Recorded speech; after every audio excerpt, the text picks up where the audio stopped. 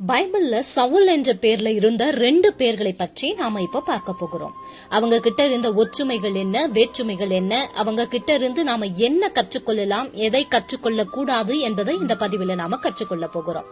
முதலாவதாக பழைய ஏற்பாட்டின் காலத்துல வாழ்ந்த சவுல் ராஜா, இரண்டாவது புதிய ஏற்பாட்டின் காலத்துல வாழ்ந்த சவுல் எனப்பட்ட அப்போஸ்தலனாகிய பவுல். இந்த 2 பேருடைய வாழ்க்கையும் நாம ஒப்பிட்டு பார்க்கும்போது ஆண்டவர் நமக்கு ஒரு பாடத்தை கற்றுக் கொடுக்கிறார் என்பதை நாம புரிந்து கொள்ளலாம்.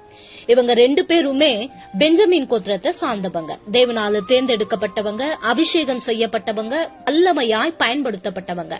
2 பேரும் அவங்களுடைய மரணத்தின் போது அவங்க தலைகள் துண்டிக்கப்பட்டது. வேற்றுமை என்று நாம பார்க்கும்போது சவுல் ராஜாவுடைய ஆரம்பம் மிகவும் அருமையானது. ஆனா அவருடைய வாழ்க்கையை அவர் முடிக்கும் போது மிகவும் மோசமாக முடித்தார். ஆரம்பத்துல அவர் தாழ்மையான குணம் கொண்டவராக இருந்தார். ஆனா ராஜாவான பிறகு அவருடைய குணம் மாறத் தொடங்கினது. தேவனுடைய வார்த்தைக்கு கீழ்ப்படியாமல் போனார். சாமுவேல் மூலம் கர்த்தர் பேசின போதும் கூட அவர் மனம் திரும்பல, மோசமானவராகவும் கொடுமை உள்ளவராகவும் மாறினார். கர்த்தர் அழிக்க சொன்னவர்களை அழிக்காம அப்பாவி ஜனங்களாகிய கிபியோனின் குடிகளையும் ஆசாரியர்களையும் கொன்று போட்டார். பதவி ஆசையும் சுயநலமும் கொண்டவராக மாறினார்.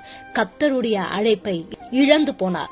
பெருமை அவருடைய வீழ்ச்சிக்கு மிகப்பெரிய ஒரு காரணமாக இருந்தது. ஒரு யுத்தத்துல தாம் தோற்று போனதை கண்ட சவுல் தற்கொலை செய்து கொண்டு மரித்து போனார். தேவனால தெரிந்து கொள்ளப்பட்ட ஒரு மனிதன் எவ்வளவு மோசமாக முடித்தார் என்பதை பாருங்க. பெருமை ஒரு மனிதனை எவ்வளவு ஒரு மோசமான நிலைக்கு தள்ளினது என்பது நமக்கு ஒரு எச்சரிப்பாக இருக்கட்டும்.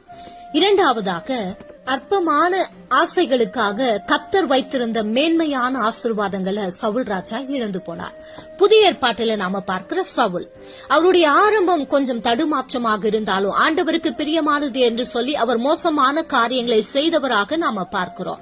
ஆண்டவராக இயேசு கிறிஸ்துவின் சந்திப்பின் போது சவுல் தனது தவறை உணர்ந்து மனம் திரும்பினார்.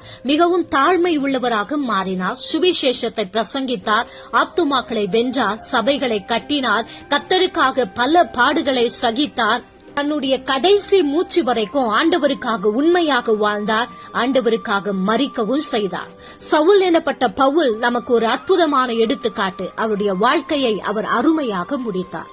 நாம என்ன செய்ய போகிறோம்? தன்னுடைய சுயநலத்திற்காக, பெருமைக்காகவும் தேவனுடைய அழைப்பை இழந்து போன சவுல் ராஜாவை போல இருக்க போகிறோமா? அல்லது தேவனுக்காக எல்லாவற்றையும் விட்டு வந்து தேவனுடைய அழைப்பை நிறைவேற்றின அப்போஸ்தலனாகிய பவுலை போல தேவ சித்தத்தை நாம நிறைவேற்ற போகிறோமா? நம்முடைய சுயங்கள் சாகட்டும், தேவ சித்தம் நம்முடைய வாழ்வில நிறைவேறட்டும், அவருடைய நாமம் மகிமைப்படட்டும். ஆமென்.